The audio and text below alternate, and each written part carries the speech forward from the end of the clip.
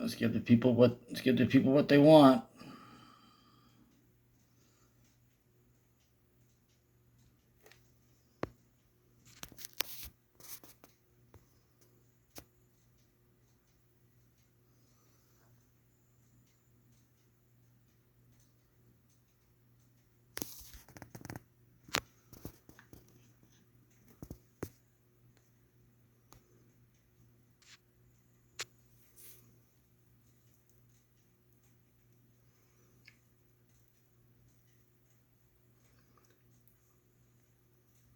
That's gone.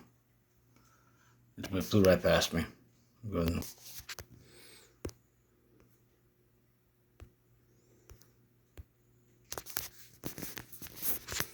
Oh, this option doesn't let me do that. Okay, that's crazy.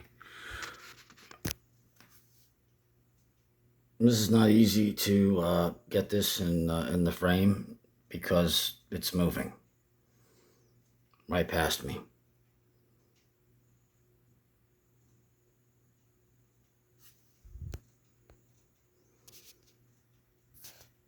This is a camera that I was using was a Sony at this point. I'd rather it be my Nikon, but a Nikon is not a very good camera to use to film lighted objects that are smaller than the moon or Venus. Anything outside of that, the sensor is really weak.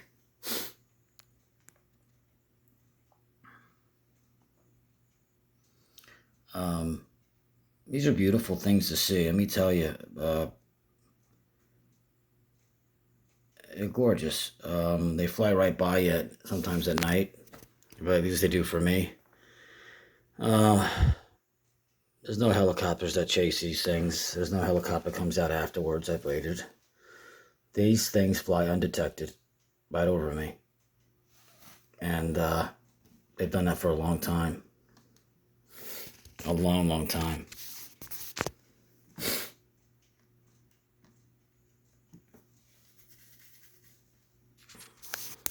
These objects are, let me slow it down for you. Very bright. They're very colorful, and unfortunately I didn't realize I put it in the mode that's the furthest away from the television screen. This way you can see all of it, but what happens is I lose a lot of color, and this thing has beautiful colors right around the perimeter. It's always something. So you're not even seeing all of it. There's the brighter it is, the more you can see, but the more bright it is, you lose color. So there's a certain happy medium zone. There's a certain compromise where you might lose some color, but you can see more of it because it's bright. But there's a big patch of blue right here you're not even seeing. There's a big patch of red I'm not even seeing on the other side. So we're not really happy with it.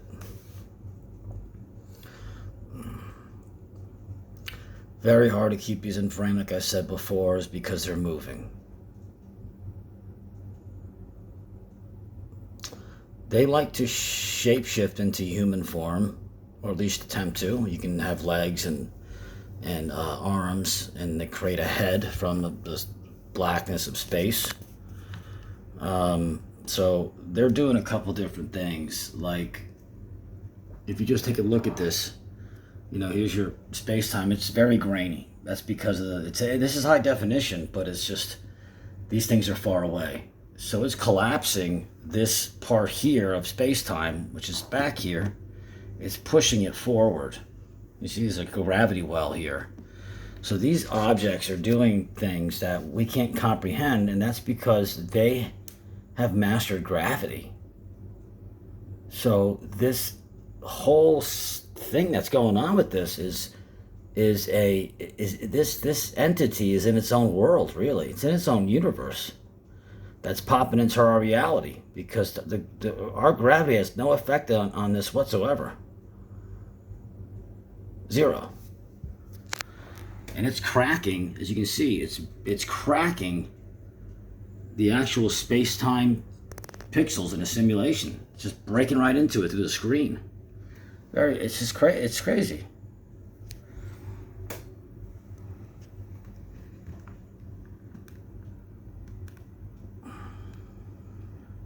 I don't don't know.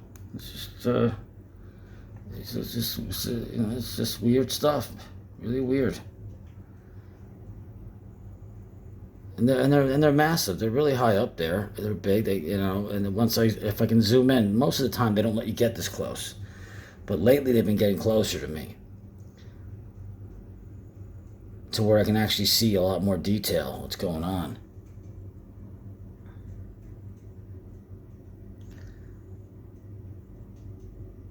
Not uncommon to see, something with a light ray, that's going this way and this way and that way and this way. But I was never able close enough to get them to show me something like this that's on the top. Look at that. How weird is that? That's part of it.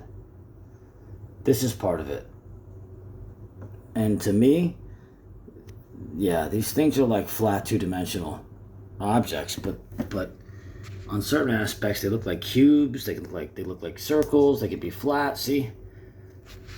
You look at it from this perspective, if you have a darker light, darker light, it's like a cube.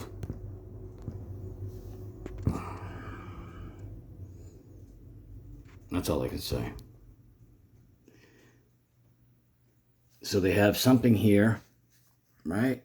Like a wall here and then something here. And that would be 1, 2, and then here, 3. So you have your XYZ axis right here. Okay? Give it a value, give it a value, give it a value. Here, and then this area, this little room here, you can create what you want inside of that. In addition, in fourth dimension, they have another XYZ axis over here, which you can't see from another dimension. Here, above, below, front, and back. And that's why you're seeing all these extra additives around this shape-shifting blob of light. This will be cut in half. That's because any one of these fourth dimensional XYZ axis that we have no comprehension of, okay? We can't understand if we can't see it, but it's easy to understand.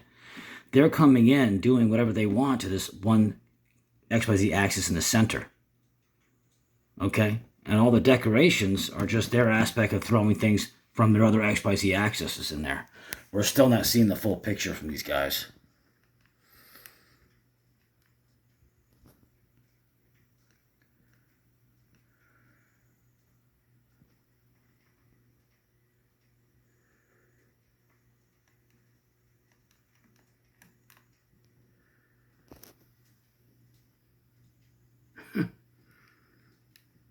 Looks like he's wearing some sort of life raft.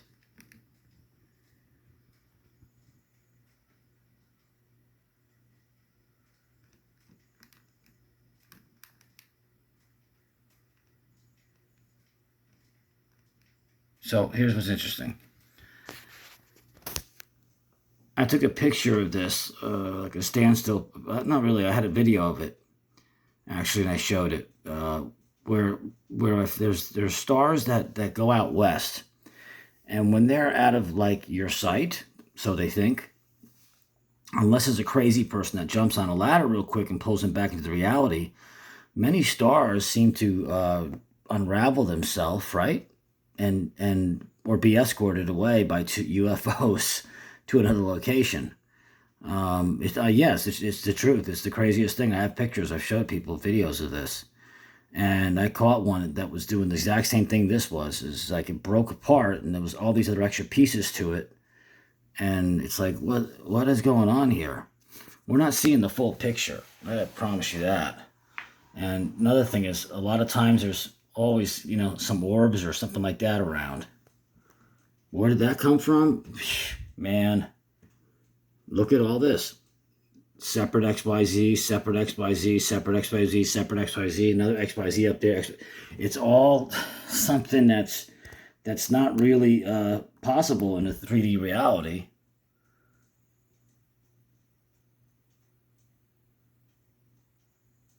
They're beautiful to look at, but at the same time, it's not something I really want to tangle with. There's a part of me that's like, well, I hope it doesn't really think I'm filming it. I really hope it doesn't come down too much closer.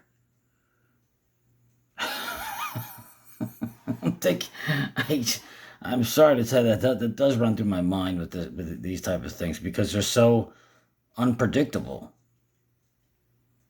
And then I'm just like, Dad, it wants to leave now. Who knows? I don't. It's like I don't think this is going to hurt me at all. But still, it's just the concept of something that's the size of a Statue of Liberty just changing shape at will, and some of the stuff is not so friendly looking. Is a little. It's a little much. A lot of times we'll think that, see, these two objects are somehow connected, but I found out that in many cases,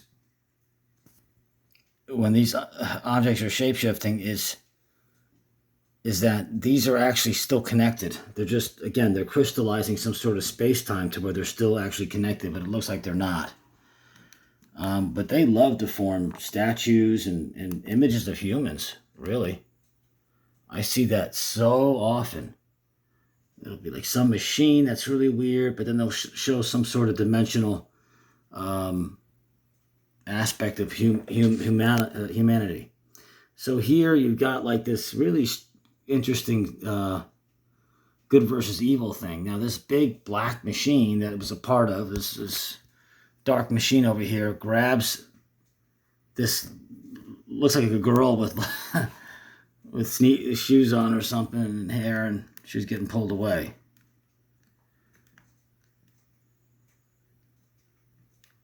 Guess it didn't work out too well for him.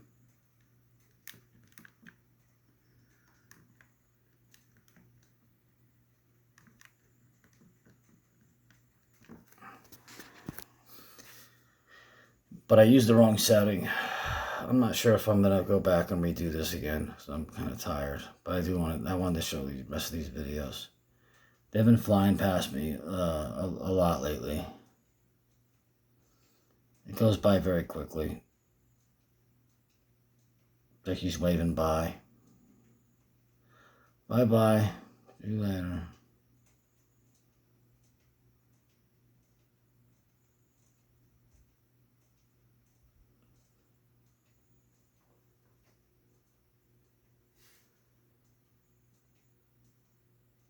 Now she's spitting off things of herself. Watch.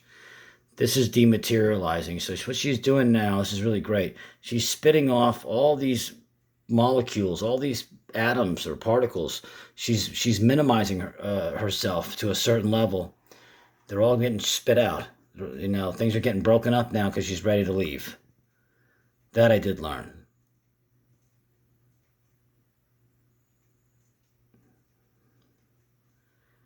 This thing is eventually going to break off too, and that's it. She's ready to get out of here.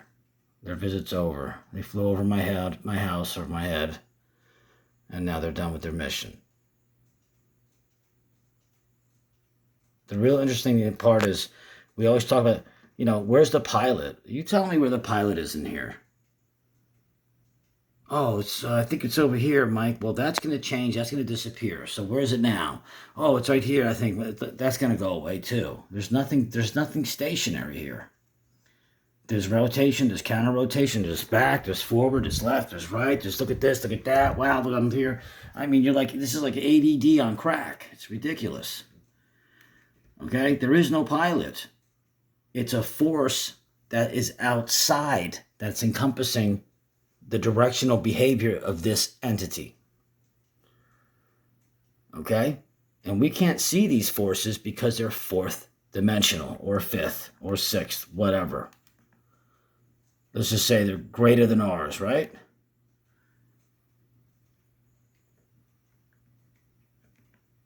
When these things move, they also have these weird trails they leave behind. And that's why I tell people, if you see something in the daytime that moves, that has a contrail of himself, it's like me running and all of a sudden you see particles running behind me like sparkles or something. That's not what 3D does. That's what 4D does, not 3D. 4D has timelines, not 3D, not really. 3D has timelines, but not like a four-dimensional does. All right. I think you guys saw this one before. I'm not sure. I think you did. I gotta look at it and see. So when they come in, they come in something very plain Jane like this. It's usually a walnut shaped type of UFO. It could be a shiny metal if it wants to. In fact, from my perspective, like, if I look at it with my own eyes and I go further back, that's exactly what it is. But then when I come in closer, it's like, well, not really, but it's still a little shiny, but it's very grainy. Maybe because of atmospheric refraction, I don't know. But they whatever discs that people keep saying that's what they turn into, they don't. They can turn into a lot of other things. They don't have to turn into a disc. That doesn't make any sense. It's not a permanent thing they can turn into. Like, this thing's already doing something, you see? It's already ripping this photon apart itself. There's a force that's doing something to it from an external point of view. And that's what's flying these things. That's what these things are doing. See when I get closer? It's like, look at this. It's completely, it's ripping itself apart. It's just, where's the pilot? It's not in that thing. That I can promise you. Not in there.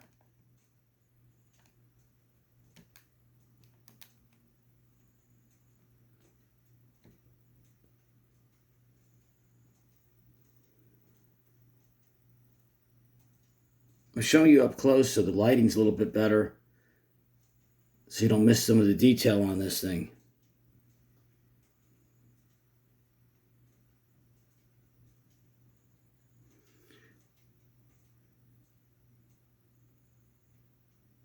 Oh my God, it's incredible. Absolutely incredible. Sometimes I forget to show everybody in slow motion. It's really much better in slow motion. What they can do with light is mold it and reconstruct it and bend it at will. Our gravity has nothing, and then they create a partner to dance with or something to the side. They take this blackness of space, and now they got a tuxedo made out of it. Now they got something else made out of it.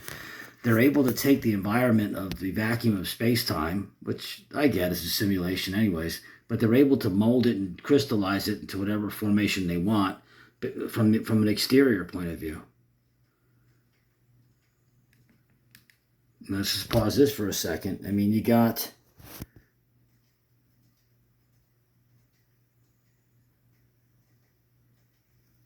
this space-time here is very smooth, far away, and it's like rough. Here's this, this city that was created out of this thing, all the way back there, and it just cuts off, and it just kind of crystallizes itself.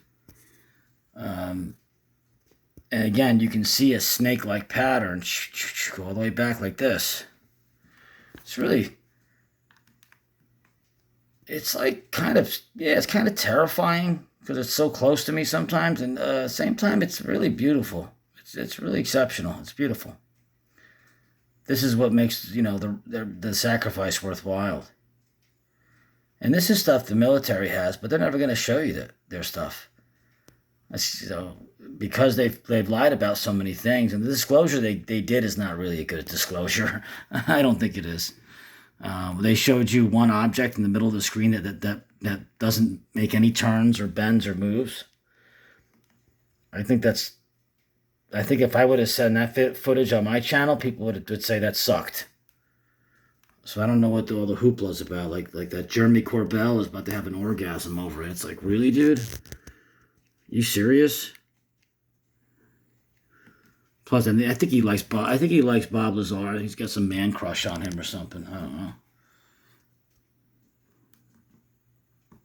He's married, Jeremy.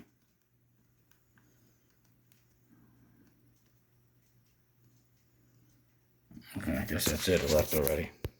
I'm going to show you just a little quick example of sometimes how I think it gets annoyed when I get too close to it. Because I'm out there always waiting for this thing to come by again. And I know it's going to stop soon. That's why I got all the best footage I can. And I don't use the Nikon on this because the light sensor in the Nikon's horrendous. So this time, this was way further. This is farther away. And I still caught it. And I think it knew that. And watch what it does. Like, it just, all of a sudden, I'm like, oh, it's going away.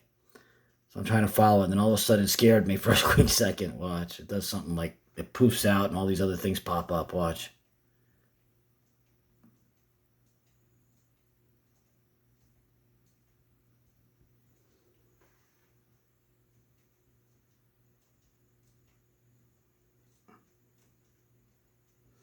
I probably shouldn't have filmed this one.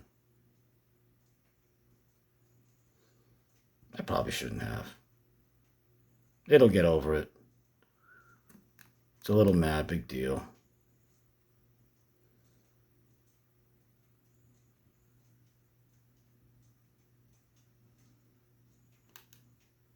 Do you see that?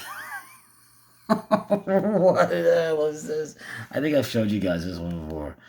Are you fucking kidding me? I mean, how many fucking stars did it pull from the from the field to make this thing? It's like a machine that's like designed to, like, you know, like chop me up and eat me or something. But it's like, look at the size of this thing. You got a fucking circle here. Do you see this? Like, the entire background of space is used for her little bow and arrow project, or her expo there about to shoot me or something. It's just, how did you create a circle out of this? See the circle? Look at this. It's unbelievable. Even back there. So they have the power to pull the whole damn space-time around them. And then she left after that. So don't fuck with these things. Don't fuck with them.